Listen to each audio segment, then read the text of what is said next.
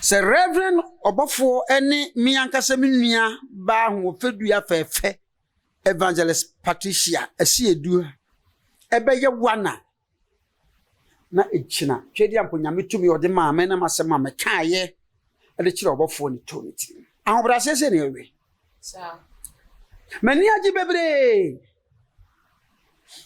bu samsa de ntini mani agi ene say na yenua Evangelist Mama Pat na owo bosumsum no abe Kristo ni Bible say hwe ye ene fa aye se enuanu bom hie mu ofako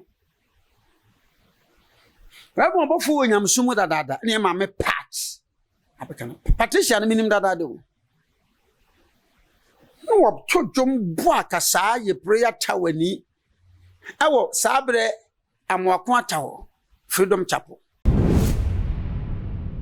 Too much JH and Adolfo no money eguso amushe nana ma obusama jimeja asemesi ehunya aseme de bebomo enti sabre yenra aseme mu prekope Yeni nim eye entokwahwe da Reverend Obofour ene eye ye mame Evangelist Mama Patricia Pat ene asofo nketu ebi ntema ebusofo enye se tokwa ye gina wo toto ye nsada bi we social media so we kan no we be yi ano sa ntokwa ni bi de fe ni beef ni bi na ye ka ho asem na nanu kwesi ada ene hu se ni jata wabetena ifidikese so social media aye live video says isi ano we hu se nkofo bi a wo mo wo eye wo no Reverend Obofour na se eni ebiem no mame Patricia odro krante ase na dese wo mo ase se wo ntem se be ye bet se de wo mo e won tokwahwe bi na nso ente scientist and we da bibia to nche a wo hwe se nkabom eni biako ye beba na obi ahweso ye na dwuma na se saa we tim we akam we atwa sokra e wo social media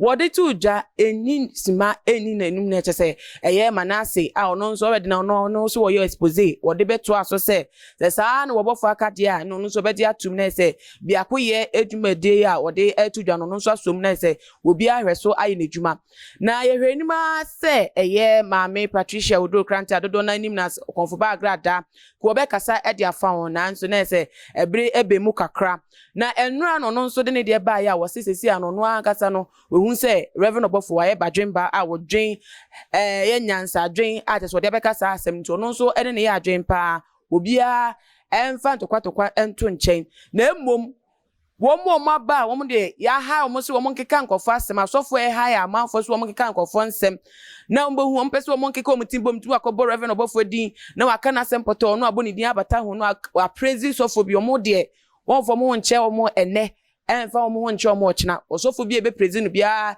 e wo sa phrase mu ono nso obesore ene sa asofo no ene na nyapa na sa enkabom yi a se akwese de aye settled e wo Reverend Obofour ene eye mame kofo ba gra dantem a se wo ye Mama Pat mpacho mo fa ncheme ene eye manase ntem na manfo bisa se aso eye sa atra keke anase enkomodie bi ananhihedie bi akọ ekire aye hu mu nsem ye na akoba says se on person mo fan tudwa e social media na saa so biem ne be sa hwe eye prophet na jegezi ye ne nkom hwe wode ba ye na watwimi atese age bibia aboso enti na se wa hwe me sa breedia ene bo modern atoncraft bibia obetimi afre no nso mbra online na ono nso betie enkomo no mu bi sante ya bepie mu e Hope Generation Ministry ne ba ha say so dia na unim se abeso papa so eye osofo D4 Eric Amponsa dido na nim na as computer man enti yento ankomo no so efi obam na man akwa abambra dwumedie no eso mu akwa bom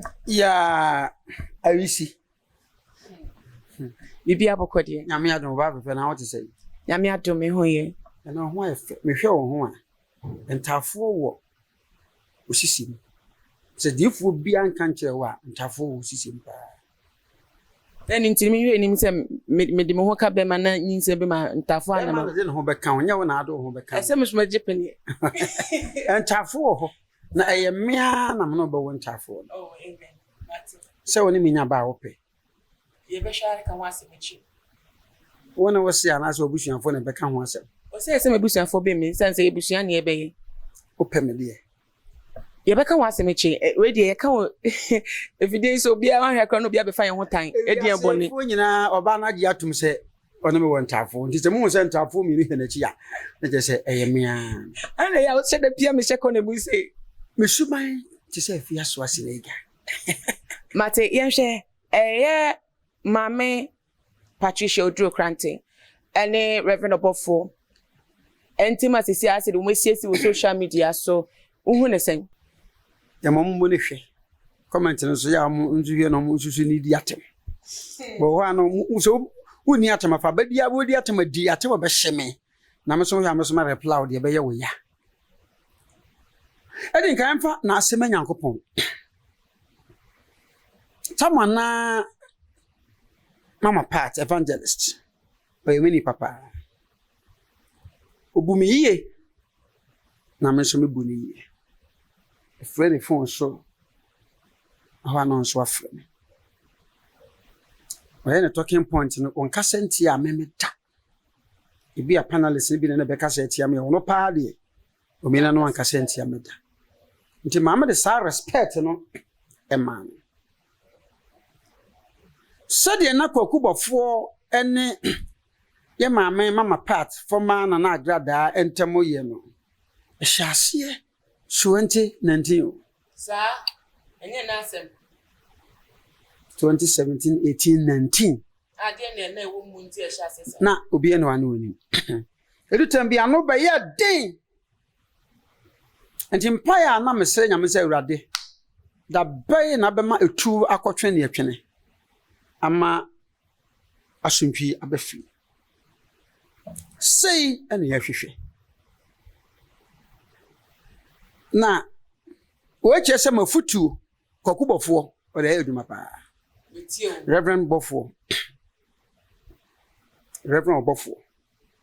o hweme a o tie mafutu mene o mache na ye interview live nti moa na o hyase se o frɛ me nti na ho mintimi fam wie na me o frɛ me oni me kasa kama more than 1 hour sa ewo nsema na wo kana na me kam aso lumai o ya me papa na mse kwa kumi pa so ni pantem nyina ba asundwie na nya kwa ye onyame adwuma o so lumai amate Reverend Obofour gave me that maximum respect and I'm assuming to the bebre catch it and say I'll call Andy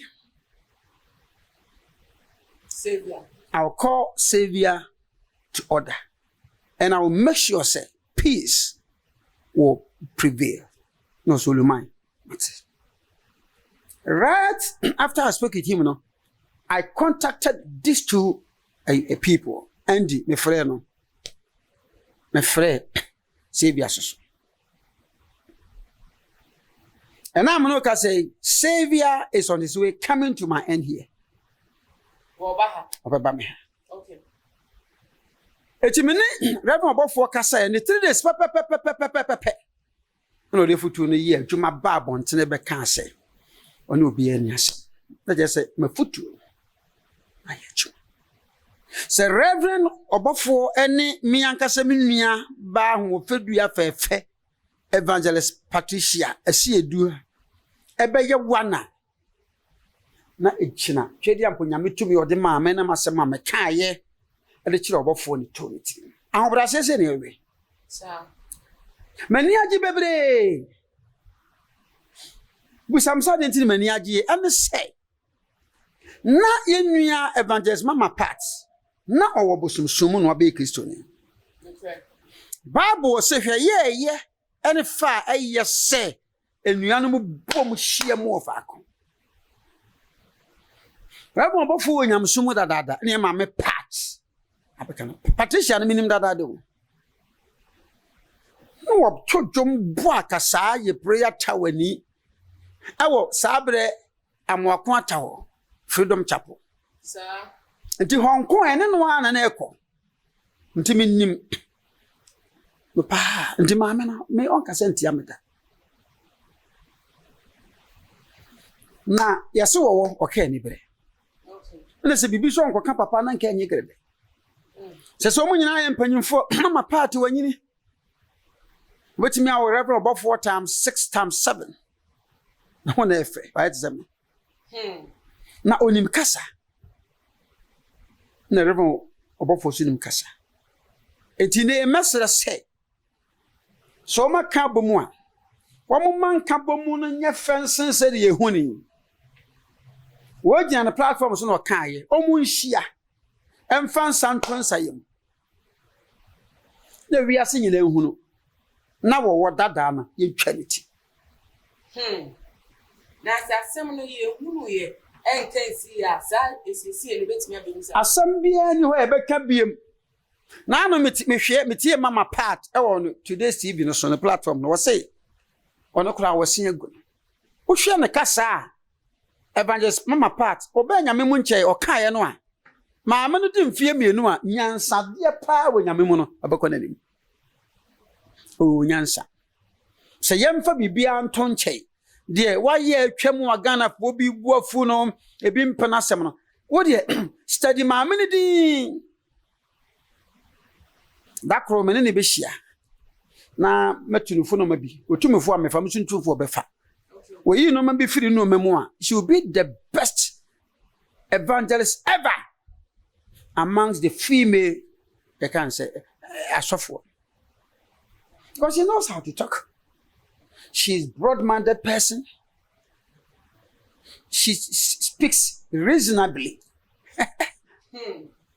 Until any power to say no.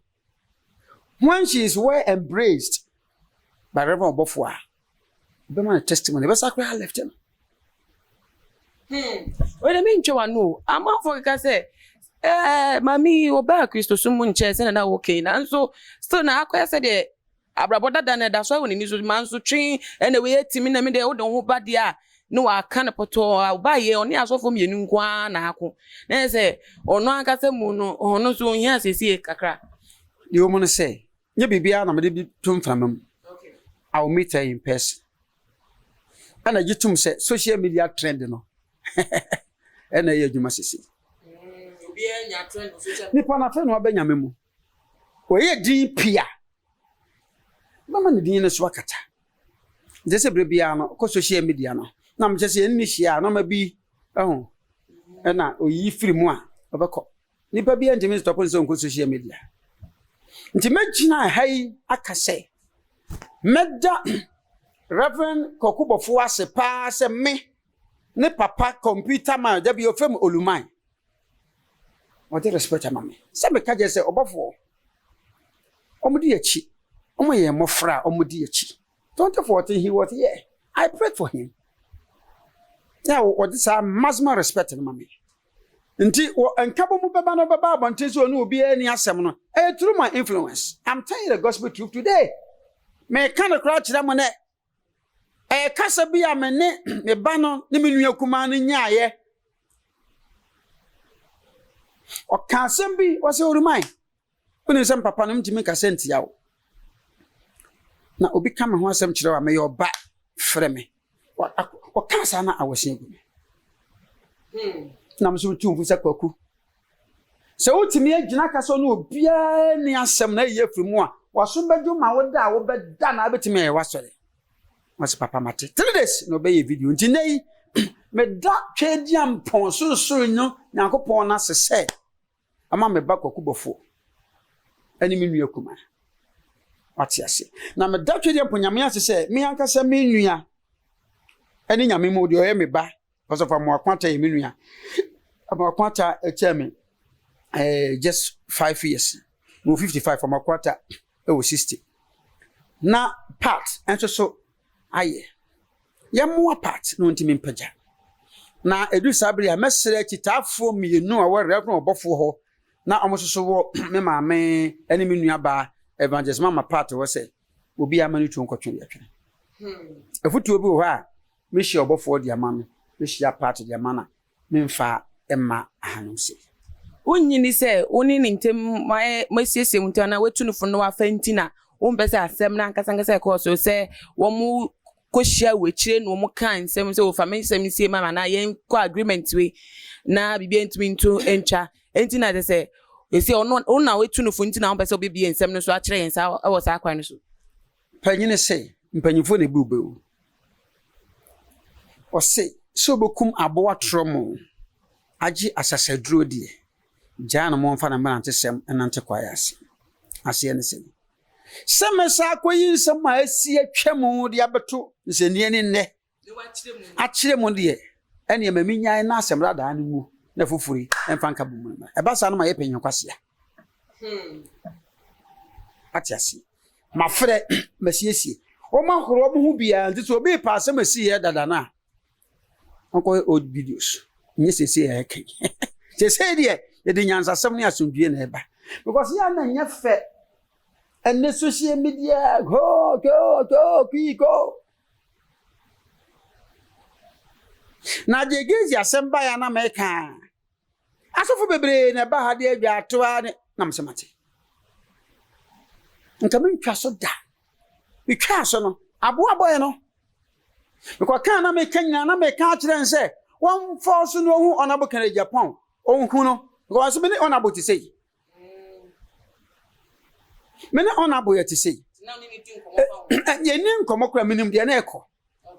Because e kodu tem bia nsam a eye na jegezi kafa honorable ne kokọ na ho no. Eye nipa bi sofu bi de piapia no so wonye. Eti du tem bi na je say na je no apem na oni evidence bi of sofu na no sofu na mfa. Eti ne hu nsese na je kodu kotu a ko ba dem manase ye bebo ne ka na dwuma ba sei. Enti na me push no ho no. So wonye very much proactive.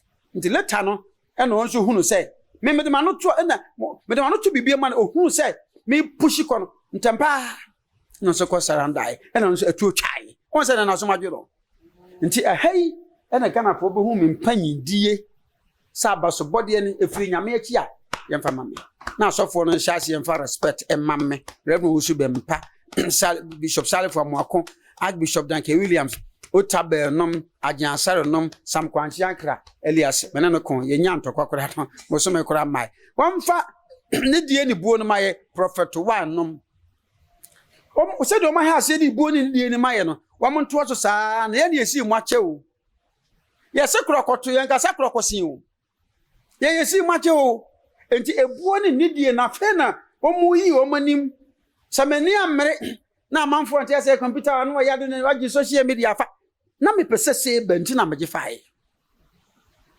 ngo sofu bia me hu se wuji mi bia no me na metumi o me tiao ese ba ko no brebe odidi matebu so no sa me hia no bo so be yi afa na so di helicopter no nje kumase wiki mu a mfi ne nkosi base Tuesday ne oho ya de ko fa na ba ayo mate na ye twa nsem no so wasan komokro ya eso no mame agrada wone reverend Osubempa womo ensem wo court no wom se asem wo bota ye hyeda embobo husa ba wohwa wobia mfa se na asundua ba wone reverend Obofour obia mfa na de ento ho na onyintum so okay nipa yafom chopam no mu entwa so ana se wan na di nkunim kra wo semu a ebe ye okay now no de ya won somebody bi wo ha complainant no won some lawyer by profession ya won somebody bi wo ha complainant no evangelist mama part and obi wo so for the state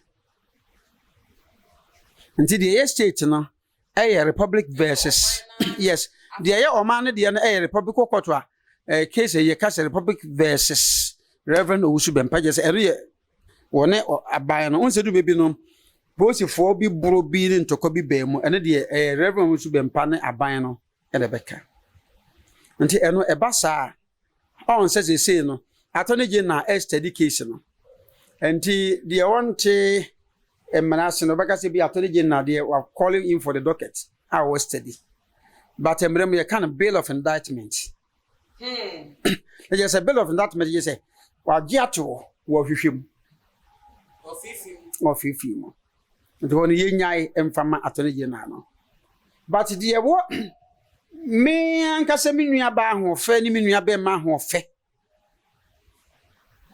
Osubempa ene Patricia entemo no me sini pi shebo wa fili so sei mema asundwie a aba wo ne kokubofo ntemo no saa na mesa ma asundwie so aba Reverend Osubempa ene evangelist mama part trust me yes see our dania asundwie hene sa na me ba jampusi ma na me hwe no mo say yes ye de buo no ma me ma ba nti ahai bo de mo hwe be se me ma asundwie aba omo ho no ko ade minim de me nya me che me sa de na kwan be so pa na obetimi afa isi so mti na o ma aka kodru ni tese mpotwa mututuma ne mo. The for the state no dey have no option.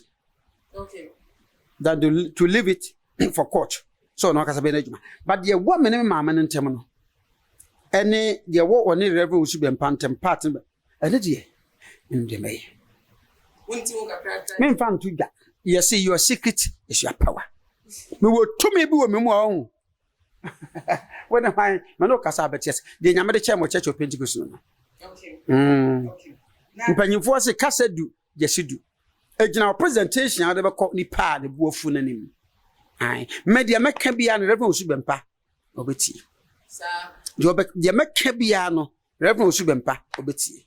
De meka bia so evangelist mama part nyamenti obeti. E buofu se dian a isi nyamenti obeti. Wo de mo hambobo mo se mama. Ai be hu so nwi na aka bo mo sire so se na eka ni. Na de ho na susu se Obofour ene ye maame part ntembe kama. Nyame a wo ye no se nyama na baye. Hwe Manase ya wo abuchi. Oye minua pa. Yo ye so for expose. Oye minua pa. Oye minua kuma. Meka se so fujumo oye mabofra. Ebe bi kwa na nko be ye adwuma wa ha but sabe na asofo no doso. Woni makwada ba kon sofo usuma ne namwa no fifiri ha ya na oba be sramen onim kasa kama. Opon se obetimi abomidin computer ma mo nyina ya azanko a ende no wodi afra. Ba se Manase pa no betira computer ma ye kwase a wo ye gimi ebi sida adentia. Waba manim pen. Onim se dem sitie. Anya be ko na matena so 101. Manase ne ma chat Facebook e wa yipen. Waba me ha on several accounts. Entino ontimi nyina ba bi ni matem da. Wotie Manase no so a oye nyansafo. Na wono no wo hwe ne yekọ. No so ajampo. Because onso YouTube asese. Nti onso amfa so phone expose na. Den be mo hwe. Wono so na abedi so phone ni bi. E no waka nti sawa sebe wakonwa bo ase wata abo na. Si enyi na chinyi. Nti message se me o ka azanfo na ya onyi medi mfiri Manase Unuani computer man. Nti me kra dia na wo kama sem sa ya na ye me ya. Because me ntin men kan. Wonu ntem ye kama. So ko fefa so fu bi ase ba. Parce computer man ya na wo kan te se de wo ye. Otutu kra me ne wonya adwuma bia. Ana me miracle sa me ye. Unhu me miracle. Che kwabena Manase mesre wo. Ya no ma respect kakra kwabena. Mi follow pa. Oh, chese ebu ha na wo manda de fa me ho de enim. On se Manase say o ma wa abra me ya asore wote hoda. Ebi ya wo ma na ya pon asore. So ho. Enti obi a hu ma asore ye da. Wo ya tanda ko ga say computer ma wonya azana no munyina nemmo. Ebe bi so o ma se me de pan no akoya akwanchira ko shi obi asom. Achew. That was 2013. Sabe ne corona mind. Corona na ba na obi heda ko yibeto wo sese ase corona aba na meye. Dara hye ware de bae. Yesu kwa so de dote afra nteso yi obi nje adifu akwankyere de. Ene na nipa ede yitu nseni ani tototo ho apart from so many pan poison de. Body bi anim. Nti Manase so woni mama party ti nti mesere Manase se. Woni mama party di nkomo party afa no se ne ba. Oh. Bi pia e kama. Yema tu nkotwen ya atwene na emfa so nhwie emra ho ahi ye madamfo ho ahi oye menua oye me ba oye madamfo so ho ahi zeto ye ofaya me ofaya me ya bo so no afro wa he video na bia beto adela la ho wa no we are say olumai me say yes wa he video na bia beto me hwe so na he ma blaster basa. Obi o se mi an me blaster. Am ko blaster ho. Eno enhame. So ti ase enhame. Ona na ho yin se woni matam se me kwase ada. Eno anu computer man. Anonton ya wodi agisika wa manfo ho. Waka se enhame because obanya anonton yin si ye. Eno aso na me gusu de gisika yi. Ebi na do tonku sira. Woni de kwa se ye adwuma. Enti eno se na ho hi kan. De enti na se wona na ekokoko Obede no ayo prophet without using the anointing way. Until no ka we di ka. So abeto bi na anya adwuma dey fine, but obi obeto bi aso o de bi akwanche bi ano. Eye adwuma nti no e ka o ka enhame. Otimi blasphemia enhame na no so ko blasphemy kumase. Onda de lumba. Anya de lumba ko bi e fe lumba no. Oko blasphemia me won say social media game. Okay. The old in your bonity, but when you matchaman some kwase no so wo ne mekasa fama no wan kasa enhame. But ya no munyi a yinim film na game no ntim nyede. But ya sese no munyi na ate ase no. Nti mesese mama page chitafo no enye bokọ na revu owusu bempa so. O ma na chitafo no bi am so ya bloggers no so ontu omofo. Na omotwetwe omo ho e basa ene asomdwe no betina yetu.